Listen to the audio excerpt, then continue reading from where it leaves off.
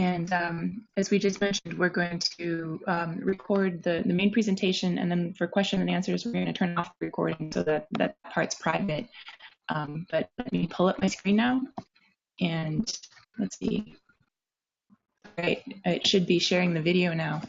I just wanted to mention a little bit about the origin of the Indigenous Digital Archive program. It originated actually in some planning that Della Warrior, as the new director of MIAC, was doing in 2014, trying to have planning sessions involving tribal constituents to understand how MIAC might work better and have more closer relationships to tribal constituents. One of the things that came out of those planning sessions was that people were very much interested in having more availability of archives related to their tribes available online, and to have more education in archives available. So that's part of what led to building the Indigenous Digital Archive program. We submitted for an IMLS National Leadership Grant, and when that came on board and started the major part of our funding, we began the project. So this is the Indigenous Digital Archive webpage on MIAC's main site. I thought I would just start here and just make sure that the information is available. If you scroll down, it says click here for a copy of the application and more information.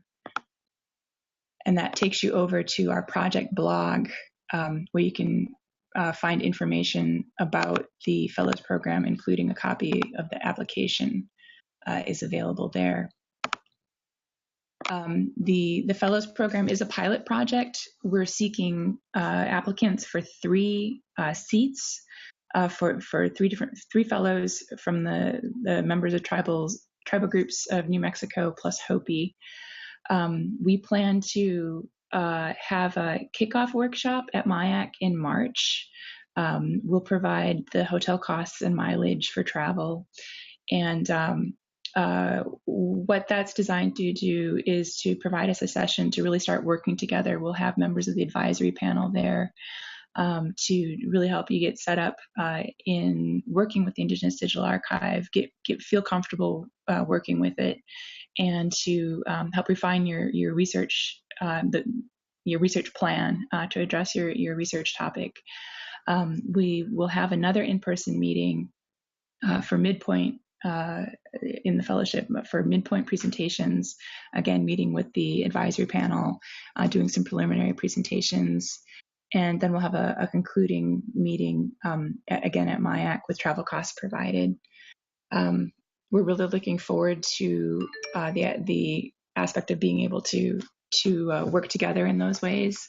We think the face-to-face work is really important to help support your work in the project, in addition to the time that you'll be working on your own or collaboratively in the online interface. The actual online archive you can get to by going to indigenousdigitalarchive.org. We are actually still building out parts of it. So there's some things you'll see that'll be changed. For example, up here, in not too long of a time, this will say indigenousdigitalarchive.org rather than redirecting to a different URL. So indigenousdigitalarchive.org is the web address that you want to keep track of. Don't worry about this one that comes up. There's going to be some things that look different as you log in the finished site. You're going to get kind of a dashboard situation where you can see things like recent activity in the site. It'll highlight documents people have commented on recently and other discussions that are going on to help really build the social nature of working with the archives. Let's look a little bit at different types of some of the different types of documents that are available. We can look at some of the school reports.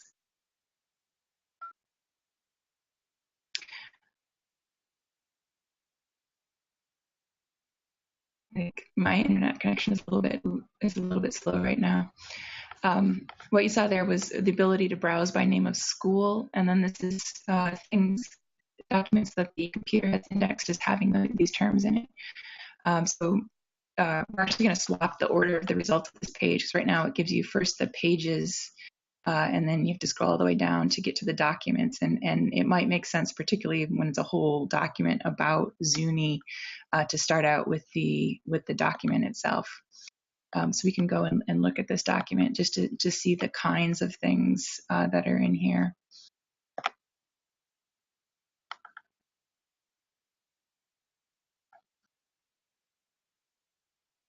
Okay, and here, we have OCR running on this. So the OCR tries to interpret what it sees on the page.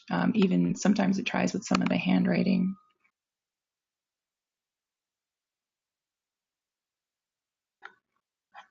Let's see. And this one, why don't we go ahead and open it in an alternate viewer? These three different buttons here let you interact with the document in a little bit different ways.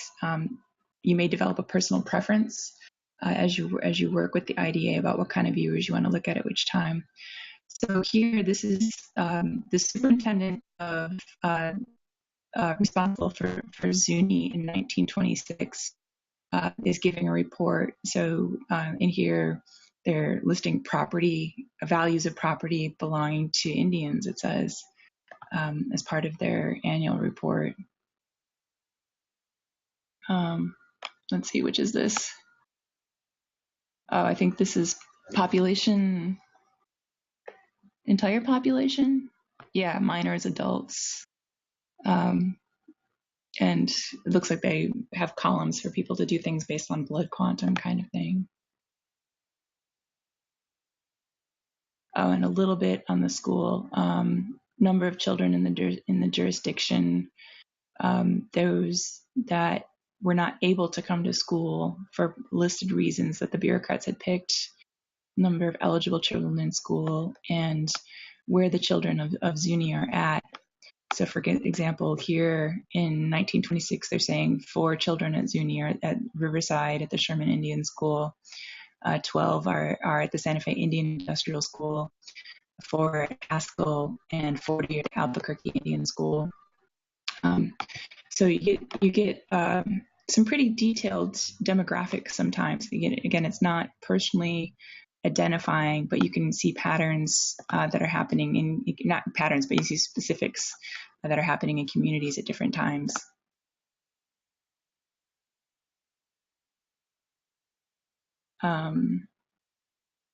Let's see, and here's for the Zuni school. Let's see, number of Indian children within 2 miles, the number of whites enrolled, number of Indians enrolled. Let's see, and they're saying, oh wow, if Indian children are not received in any public schools, why are they excluded? And it says buildings are too small to accommodate any more than white enrollment. I hadn't heard about that yet. So, some of these documents, they're kind of, dry bureaucratic documents, but there ends up being quite a lot in them. And I'm going to exit the Mirador viewer. Let's see. Yeah, this will take us back here. And we can look a little bit more at, I'm just going to pick some school reports that I've looked at before, so I can look at, so I can show you a type of document that I know is in there.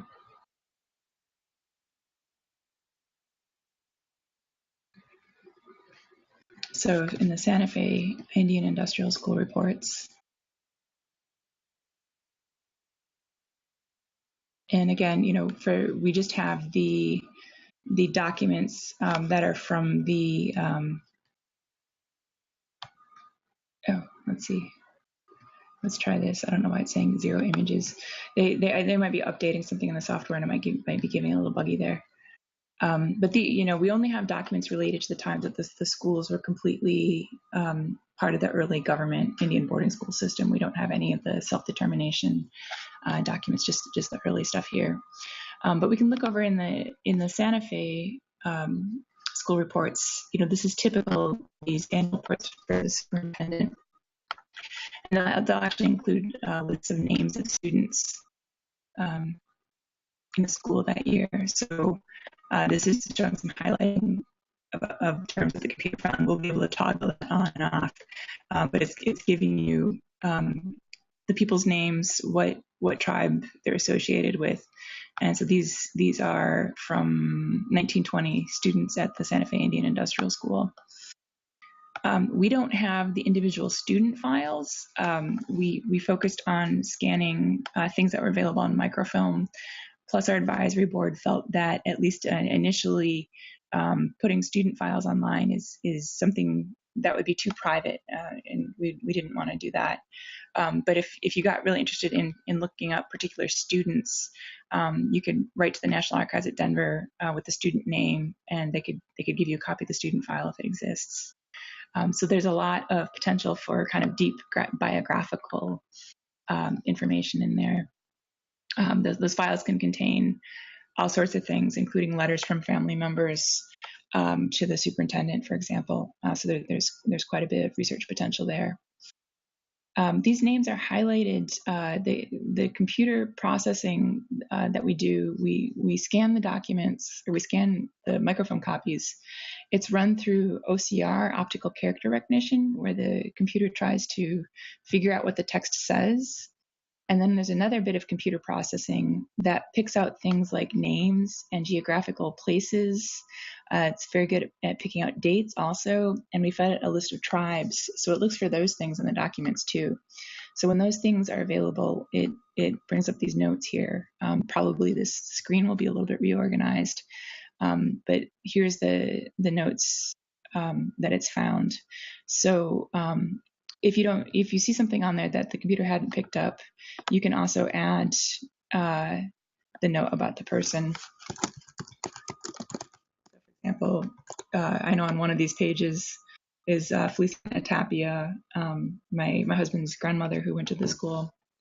So you can add that name there, and then it prompts you for some information. Oh, I didn't select her name on there because it's not actually on there. Select a region on the page, and I don't want to add a note that's not correct right now, so I'm going to discard the changes right now. But you can add that person's name or add these tags and put in a little more biographical information about them. For example, oftentimes the government might get something wrong about their name or even their tribal affiliation, and you can add in that corrective information or add additional information about them.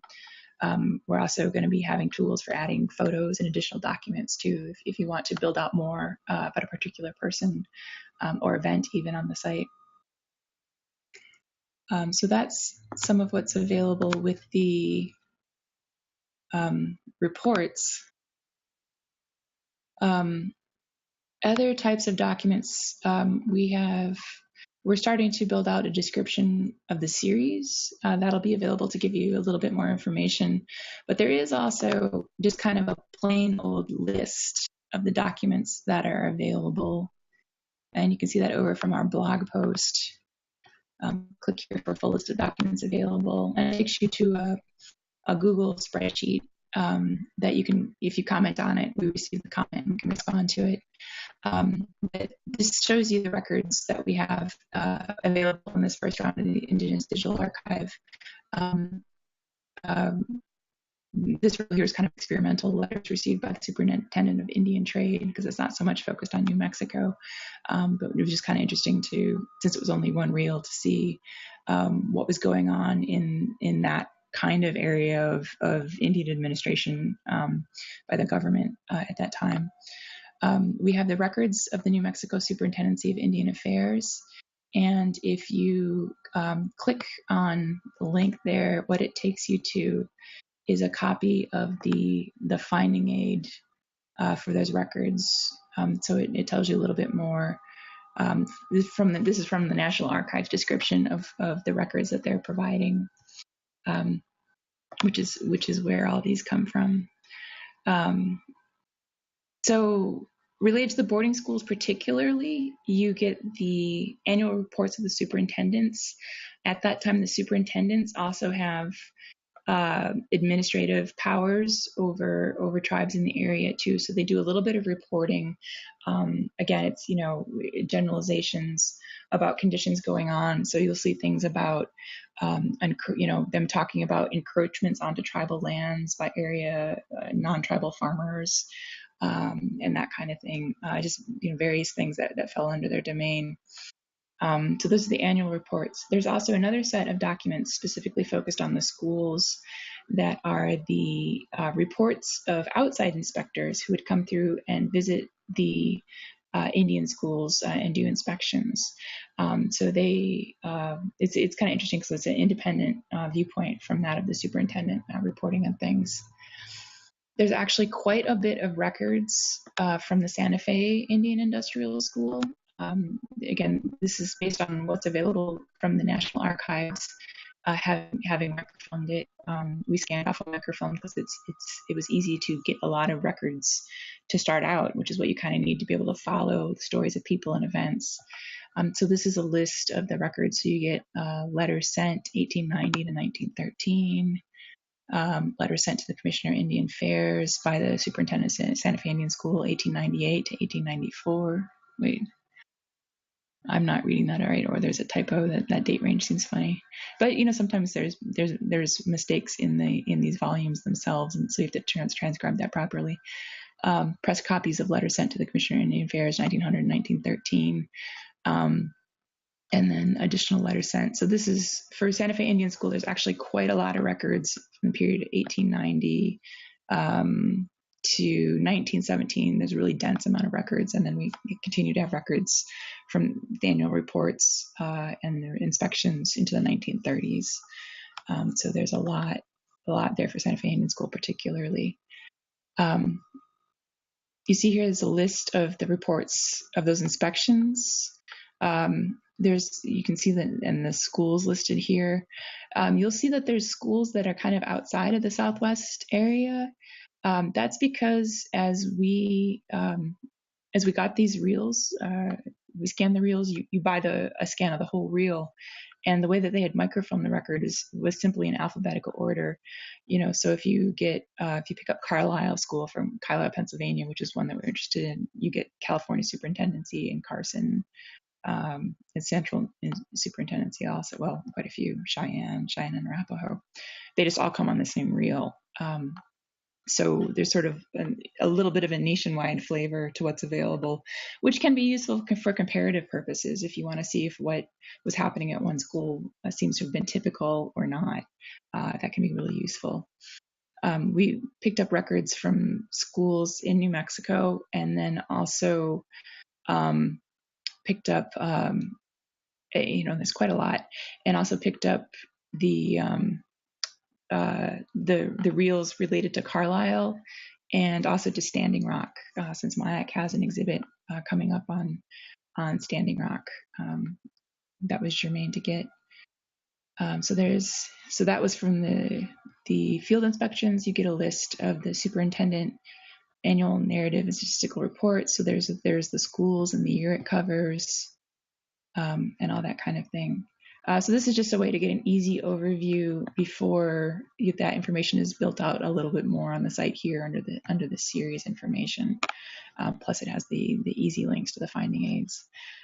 So if you're interested in knowing more about a little bit more about what's there overall and what's not, that might be a good place to start. Or we can also have more conversations about it too individually if you want to contact me.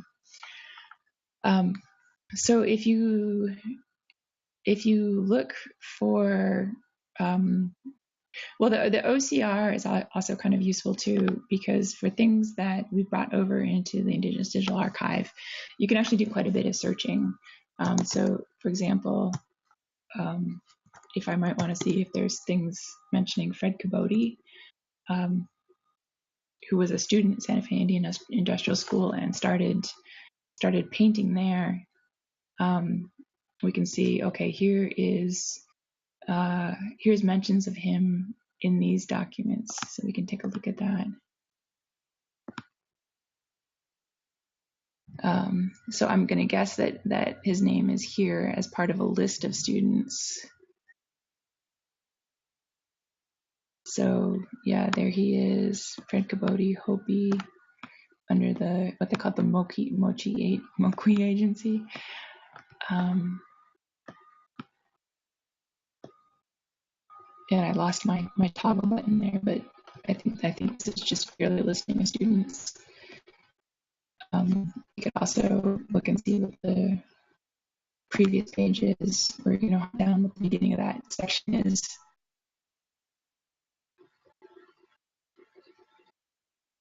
Okay, so something about the non-resident school here.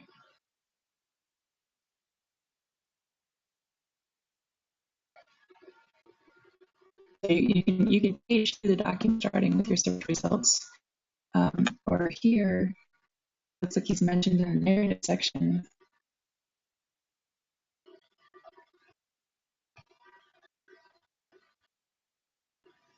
We'll just wait till that comes up a little bit.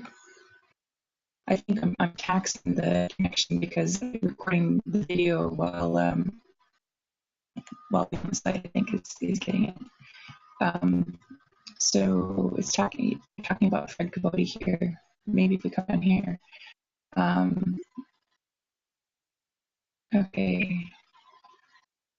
So they're talking about Fred Caboti, a graduate of this school, who even before he finished high school had a national reputation as an artist in watercolor. And they're giving page numbers, so it looks like they're referring to something else. We can go back to the previous page.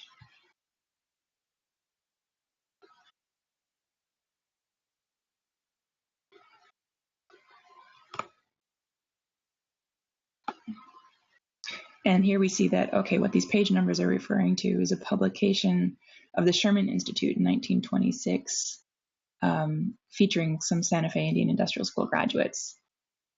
So, particularly for working with archival documents, where you usually can't just, kind of Google search style and find things, and it does provide quite a bit of power for being able to see, is a particular person in a series. We also soon will have live on there. This stuff will all be ready by the time the fellowships begin. The ability to add comments about topics. So, for example, if you're finding things about, for example, child labor, there's a lot of reports of the physical labor done by students in a year, or sometimes, under the outing programs, or doing construction work on behalf of the school. Hauling coal is another example, so that you can get quite a lot of information there. And you could tag that all as, under the topic of child labor, for example, and then you could be able to gather all of those and find those quickly. So those are some of the searching features. When you look on here, let's see what it looks like if we browse by topics today. Some of this is just from the computer generation of the OCR, where it's not getting very good results it's guessing, and it's not guessing very well of what the text is actually saying. So that is something that we'll actually be cleaning up. We have this topic manager tool here that lets us look at tags that computers generated and see if they need editing or consolidating with other things. So this tool lets us look and see, well, what was the actual thing that the computer is looking at? What was the document? I'm going to have to look a little bit more about how that works when there's more than one result. But it is pretty effective at letting you see where that came from, and so that you know how to correct it, for example. So these, the list of topics that you see right now under topics, that's going to get cleaner looking as we go on. It'll be more useful. Now, right now, what you see in the Indigenous Digital Archive is actually just a portion of what's available. What you see right now is only the things that have been brought over into the public interface. We obtained from the National Archives and also from some microfilm held by the Indian Pueblo Cultural Center just about 270,000 pages of records. And where those are is, let's see. here we go. They're all loaded into the system. Oh, I'm pressing the wrong button. They're all loaded over into the system, and what there are is they're bulked in by these reels, and they're waiting to be brought over into the other side. And this is something that's actually fairly simple to do. And let me look. Let's look. I know Standing Rock is still going to have stuff in it.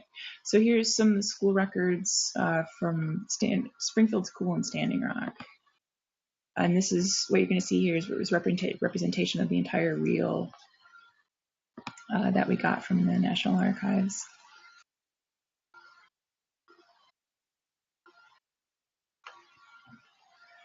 So it shows these quick little previews. The beginning of every reel is always a copy of the finding aid. So we know we can go down to here, and then we get the first actual record. And they microfilmed the folders, which is kind of handy, because it gives you a nice visual separation between the different reports. So here's the original annual report from 1910 for Springfield, South Dakota. And then we can look down and see, here's the next folder, which says it's a narrative report from 1911. So this is 1910, so that looks like it's the last page of the document. So to bring it over into the Indigenous Digital Archive, let's see, let me check that name. And that was, we're at Springfield School 1910. So to bring it over, we just select those. We say make item.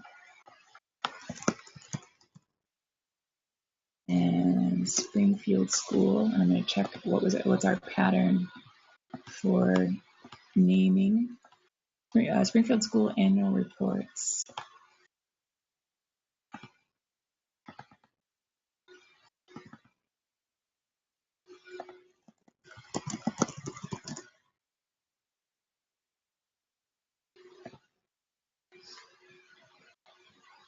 Okay, we tell it to save. And then it's in this other interface where we could actually take a look at it and check our work. But I think we've got that pretty well. So we'll say publish to Omeka. And now that's another thing that's available in the Indigenous Digital Archive.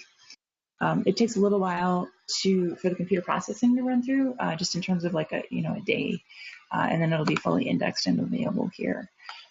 So this is something too, if you feel like you're not seeing the documents that you want to work with, they can be previewed here. Or and also this can be